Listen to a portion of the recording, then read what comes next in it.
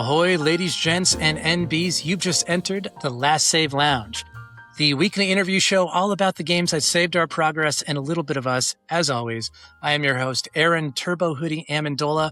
Gosh, I'm happy you're here. If you haven't subscribed already, go ahead and click whatever doodly-doo you got to click to support the show and help it grow into a giant, unwieldy podcast kaiju.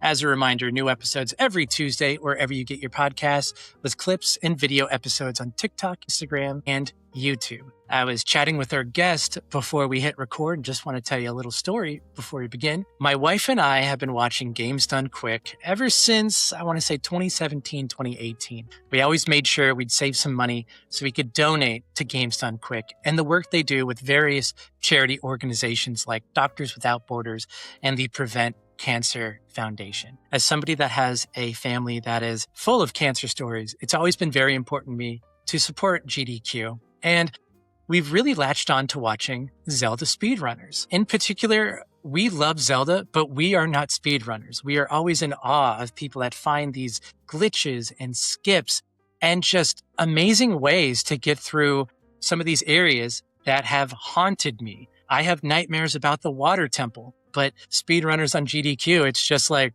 done. So I'm very happy to welcome to the show a speedrunner that my wife and I have been watching for quite some time. This is Cloud. How are you doing, Cloud? I'm doing all right. Thank you so much for having me on.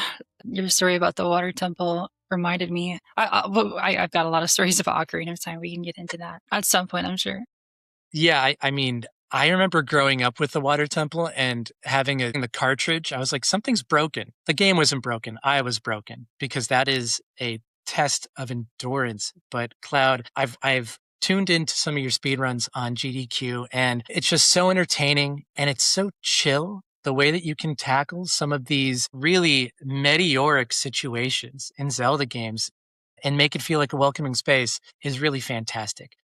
Thank you. Before we get into Zelda, is there anything that you're playing right now that is really making you happy? I'm glad you asked. Right now, I've been playing Ghost of Yotei. Ghost of Tsushima was one of my favorite games that came out back in 2020. So I've been playing the sequel, really enjoyed that. I did a couple speedruns of that. I've been diving into the multiplayer DLC that just released a couple weeks ago. Yeah. So I've been putting a lot of hours into that, grinding for gear and stuff. And I even convinced some of my friends to hop on. So hopefully we'll maybe see some co-op speedruns in the future. I love it. I'm playing through Yotei now. It's a little difficult to play with a 2.5-year-old. So we've been playing a lot of Pocopia. In Pocopia, I can say, look at the screen, there's Pikachu. With Yotei, it's a little bit harder.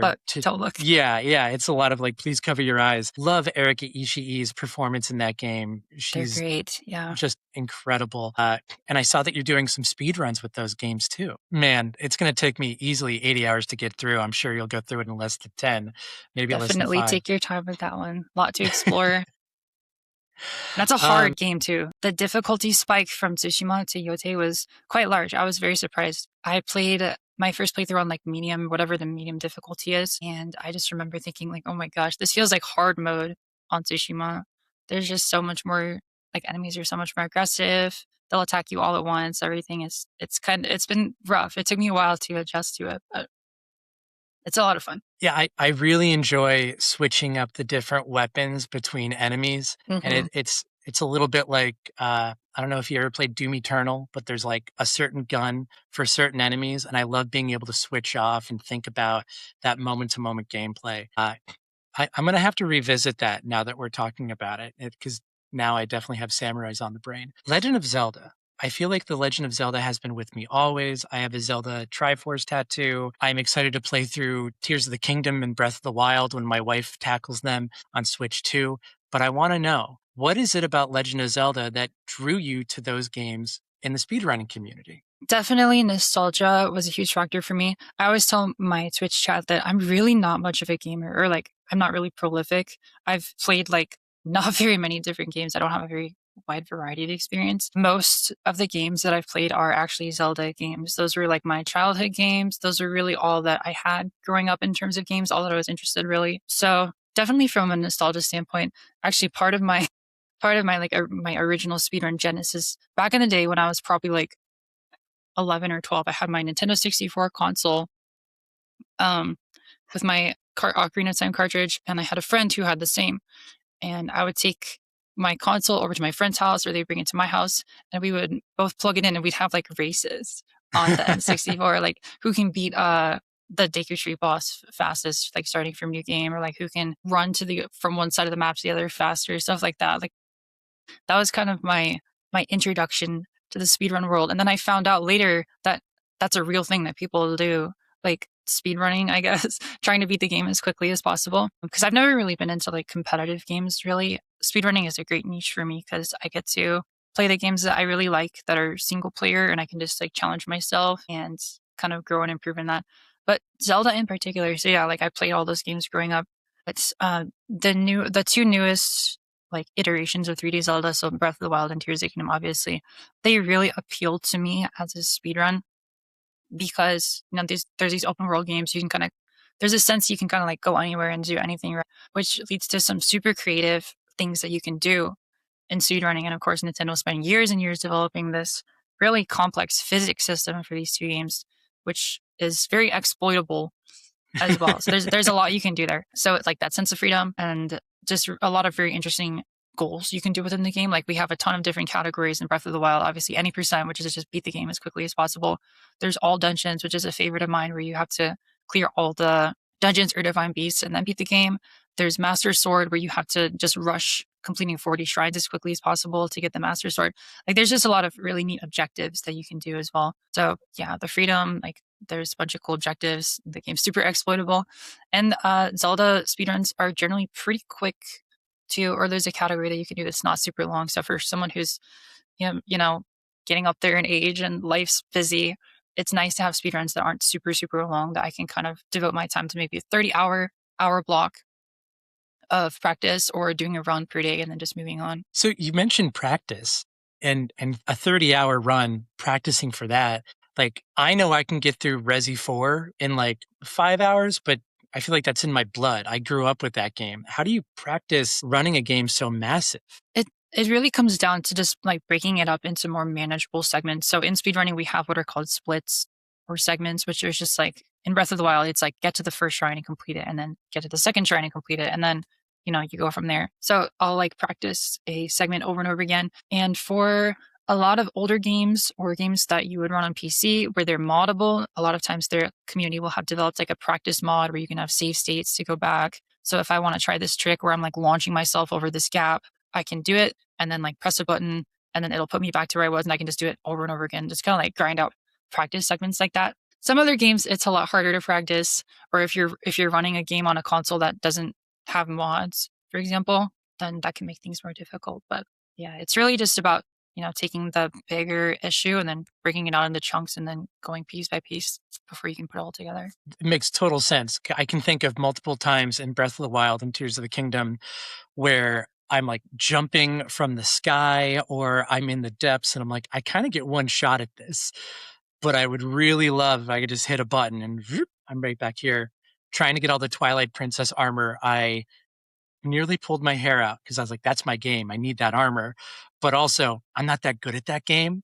So a lot of the times it was like, if I don't try this, I guess I'm just starting over from the beginning. Is there one part of Breath of the Wild or Tears of the Kingdom that you can remember doing over and over and over with those save states? So I will make a disclaimer that using those are not allowed for actual runs. You have to do it full single segment. You're allowed to like reload a save, but you can't use the practice mod. But I do remember my casual playthrough when I played through Breath of the Wild the first time. I think a lot of people share this common experience. There's like the Lionel Centaur guy on top of that mountain by Zora's Domain, and you have to go.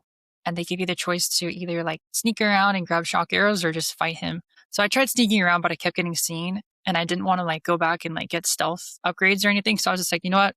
We're just gonna fight this guy. So I just kind of like went at it. It took me many tries before I could beat the Lionel because I had like super early game gear. But yeah, I just like made a save beforehand and kept on attacking over and over again until I finally got it. And then I got the cool Lionel sword and the Lionel shield that broke like 30 hits later. The classic Breath of the Wild experience. It's so funny that you mentioned that Lionel, because I remember very vividly my first playthrough of Breath of the Wild, and I was almost worried to fight any of those because I'm not good at combat.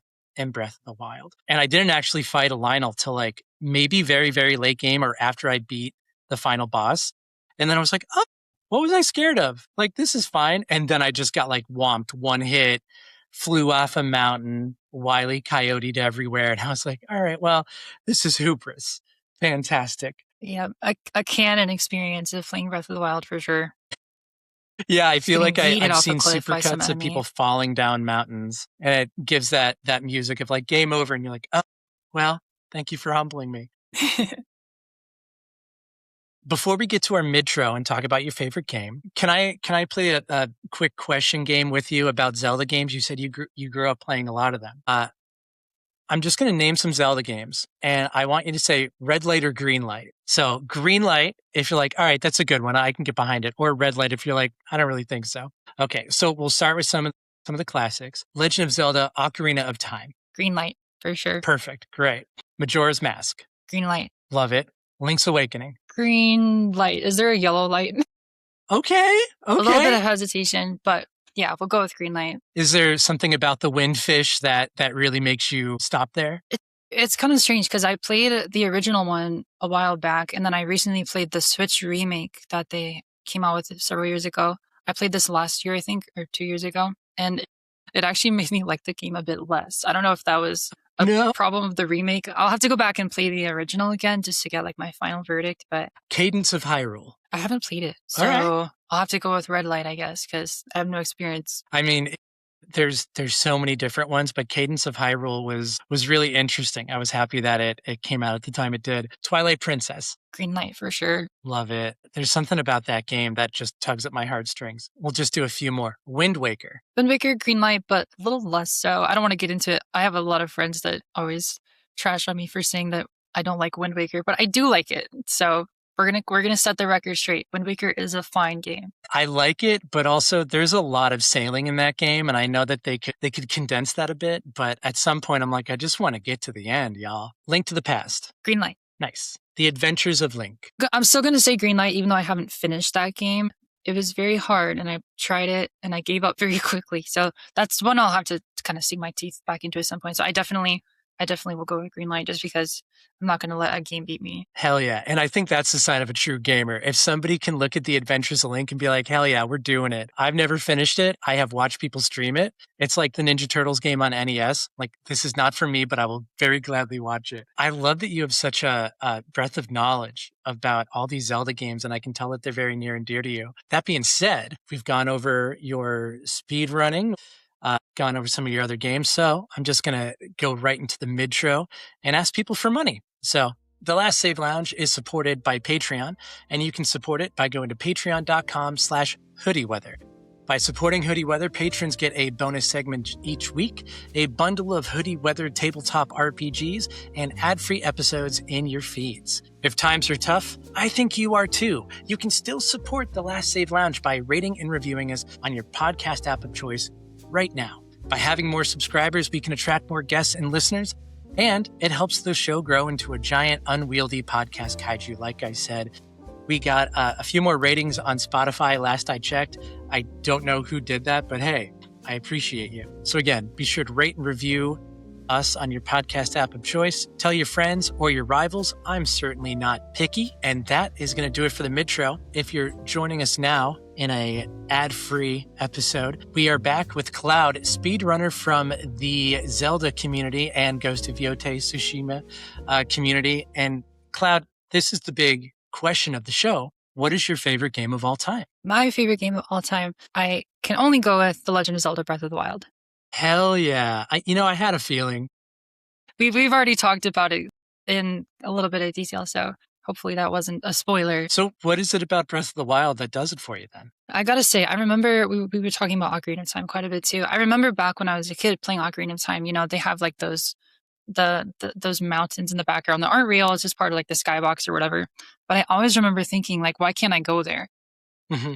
Like I want to go out of bounds and go explore and see what's in those mountains. And then when I was a little bit older, I saw the game Skyrim, which I still have never played. But I had a friend who was playing Skyrim, so I was watching them play. And I was like, they made that a thing now. You can just do that. That was kind of my first introduction to like the open world genre. And then, of course, my favorite series, Zelda, came out with their own open world game, Breath of the Wild. So I jumped into that and it was like a dream come true. It was like playing through that game. I was just thinking, this is everything I've ever wanted from a video game. And it just felt really cool to get to just wander around and, do all this stuff. And there's just such a wide breadth and also depth of experience you can have with that game. Like everyone's got some similar stories like we talked about, but everyone's got their own unique like story of how they played through that game. And I think that's really cool. Anytime a game can pull that off, it's got something really good going for it. Yeah, no, I think you hit upon something. Everyone does have a unique way of going through it. And I think everyone has a different moment where they realized, oh, this is the Zelda game that lets you look somewhere and say, I'm going to go there. Was there any one moment that hit that off for you?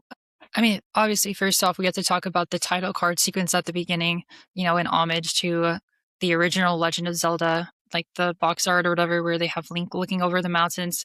I instantly clocked that and I thought it was really cool. And I just remember, I think probably the first moment for me where I was like, yeah, this game is a lot bigger than I thought.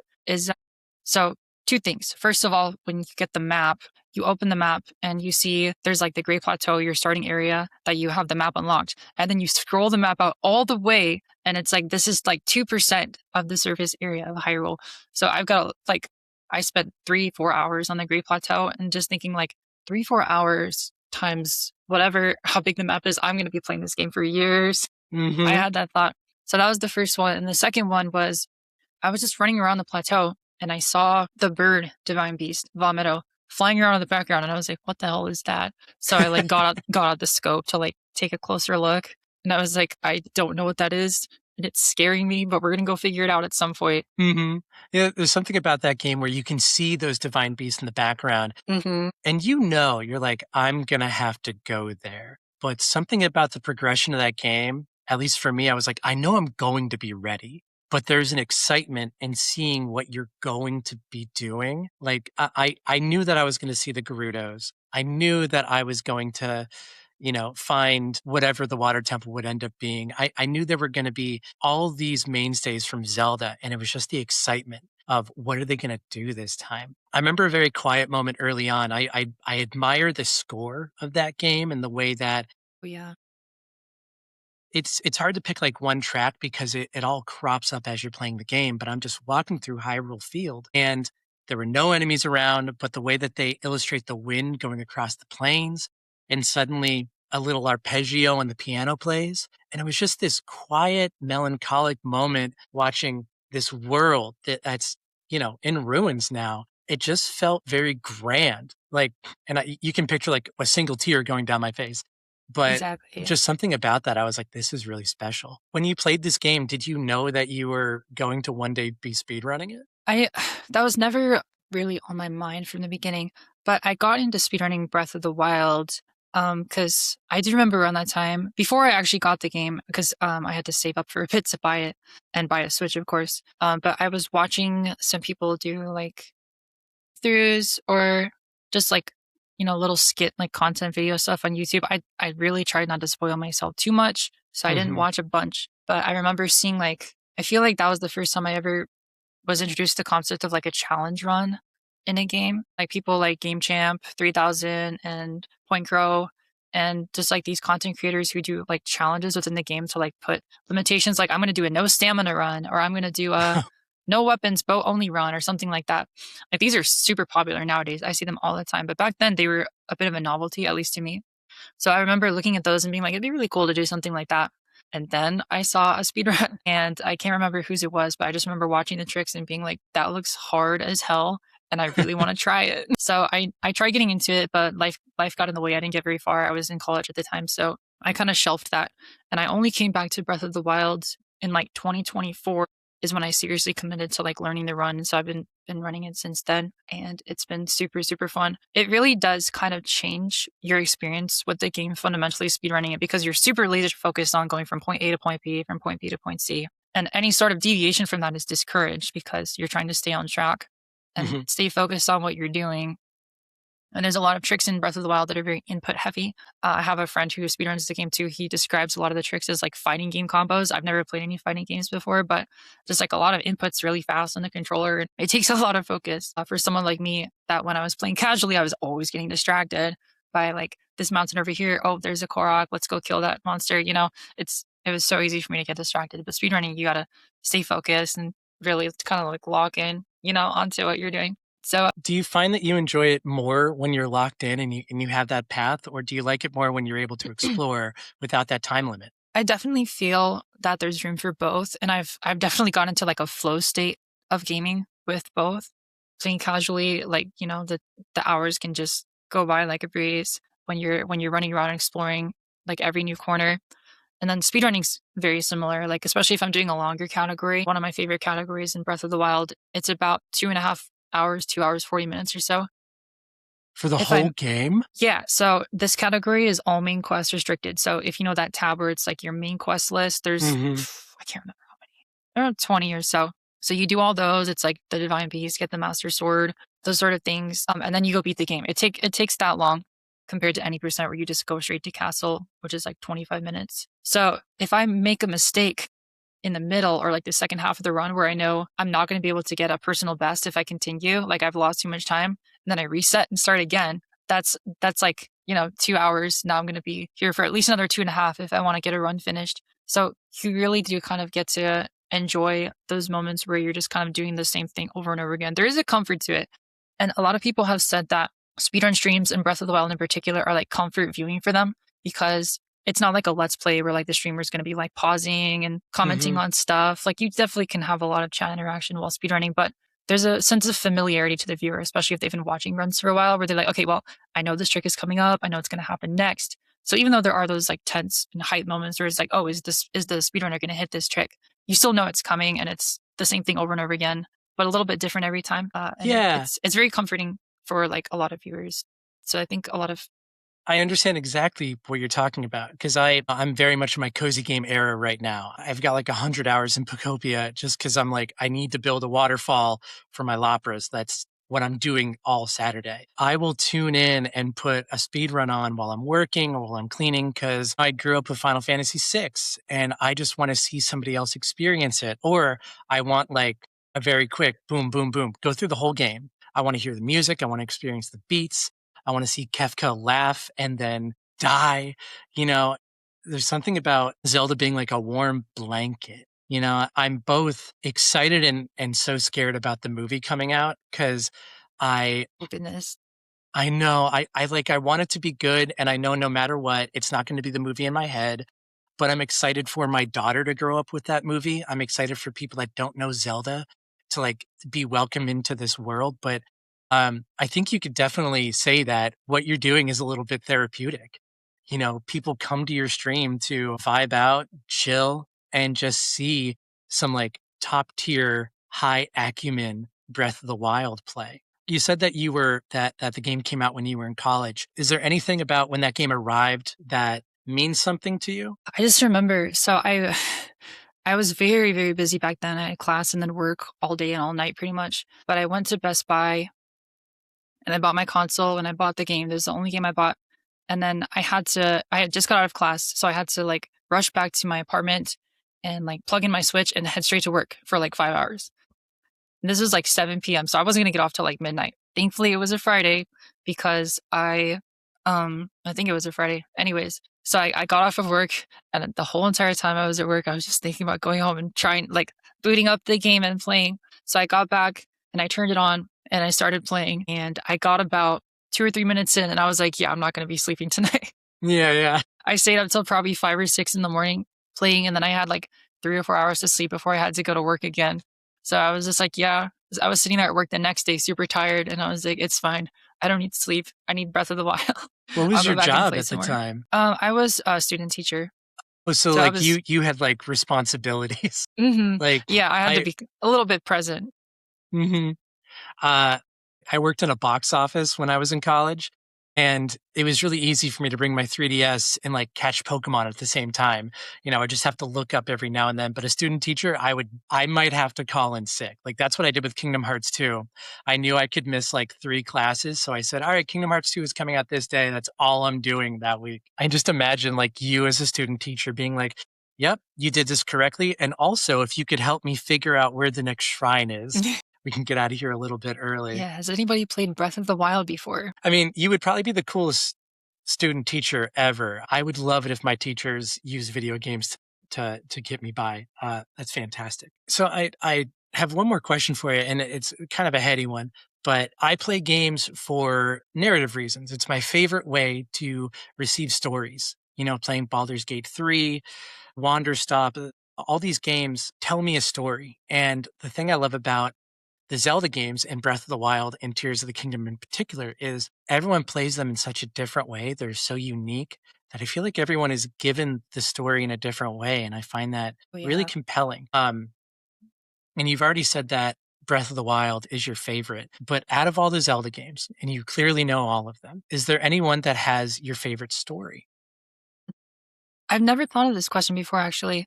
There's some really good ones to pick. Twilight Princess immediately comes to mind. Skyward Sword immediately comes to mind. Oh, I never finished Skyward Sword. The story gets very deep and very touching, at least for me personally. Are you someone that likes the love story? I like. Yeah. I'm a Zelink truther. Okay, because like growing up, I was like, oh, they're good friends. And then like over time, I was like, there's something here. Like, and especially in Tears of the Kingdom, I was like, I just want them to be together. I just want them to be together. That game ripped my heart out. I remember I got to the big reveal where you find out what happened to Zelda. And I was just depressed for 2 days straight because I had to go to work and I couldn't play. And I was just like, I need to go home and finish the game. Like I am not okay right now. So I don't know. I'm a huge defender of the stories of both Breath of the Wild and Tears of the Kingdom. I know a lot of people find them to be pretty weak, but I think they're very well done. Yeah. I think you get out of them what you put into them too. Like if you look at the lore, if you explore, the world, I think you get a lot more out of it rather than just kind of like, I got to go defeat the beast and go to Ganon. But sorry, go on. Yeah. So I think I'll still, it's hard to pick. It's going to be a toss up between Skyward Sword and Breath of the Wild for me. But for Breath of the Wild, I do consider Tears of the Kingdom to be a continuation of that. So I kind of have to view them together as like one long character arc between Link and Zelda and like the kingdom and the great evil and such. I think Tears of the Kingdom handled a lot of things better about the story, but also the execution maybe was a little bit worse than Breath of the Wild. I feel like they tried to do a little bit too much with it, but I'm kind of getting off on a tangent. This is a show about tangents. We're good. I just want to say that I think the fact that the game really gives you a chance to breathe between the plot points, like you discover the story as you explore the world, right, through the memories and the different things that you do in game. And I think it's really quite interesting to kind of have like, okay, here's a plot point, here's a big reveal, or maybe a small reveal, a little insight into Zelda and Link's character, and then you're probably going to be exploring for another couple hours before you find the next one. And it really makes like the story feel like interwoven with the game world that you're playing in. Mm-hmm. Like the two are intrinsically connected, right? That's how I feel playing those games. Yeah, you definitely get to ruminate on what you've seen for sometimes hours until you get that next bit of story. Yeah, and I remember, to just give one specific example, there's that memory in Breath of the Wild at Kara Kara where Link defends Zelda from the Yiga assassins, and it's like the first time she kind of sees him in a new light, right? So that's a pretty important part of the story. But I just remember after watching that memory, I was walking around the desert and I was just, in my head, I was picturing like, dang, maybe this is like right where Link and Zelda were walking, 100 years ago. You can kind of like put yourself in that mindset of where these characters went and everything they did. Like, I think it's always a sign of a good character when their absence tells you just as much about them, if not more, than the scenes where they're present. Like, you can feel Zelda's mark on the world everywhere you go. Mm-hmm. Especially in Tears of the Kingdom, there's like the school that she helped build. There's her secret well. There's just a lot of things that you can go around and see. This is what a direct result of what Princess Zelda did. And now she's no longer here and we're dealing with, the ramifications of that. So that to me was probably one of the strongest parts of the story for me. So I was going to talk about Skyward Sword a bit more, but I feel like Breath of the Wild I can get into more interesting conversations about the story. So we'll just stick with that. Well, I mean, Skyward Sword, I love the designs of those characters so much. And like specifically Zelda, like the hair and like the way that she braided her. Oh, amazing. And that's the first time I've been like, these two are in love. It's unrequited. They're never going to be together. This is a tragedy. But I've never finished it. And now I'm like, do I have to go back? Do I need to like show my daughter all the Zelda games and be like, see, this is your history. You could grow up and play all these games. I love that. And Cloud, I mean, you're so familiar with these games. I feel like I could tell immediately just from some of the scenes that you're describing. Like it's so obvious why you're so good at this and you have such a passion for it. I lied. I do have one last question. If you had to sell somebody on Zelda as like a franchise, and like what would you tell them? That's so hard. That's so hard because I feel like I've been with the games for so long. It's hard to see it from an outsider perspective. But they definitely have this certain just like je ne sais quoi about them that is lacking in other games. I just don't know what it is. Maybe it's just nostalgia after all. But I would probably have to say, you know, there's a little bit of everything for people in Zelda. If you like puzzles, there's puzzles. If you like action, there's action in combat.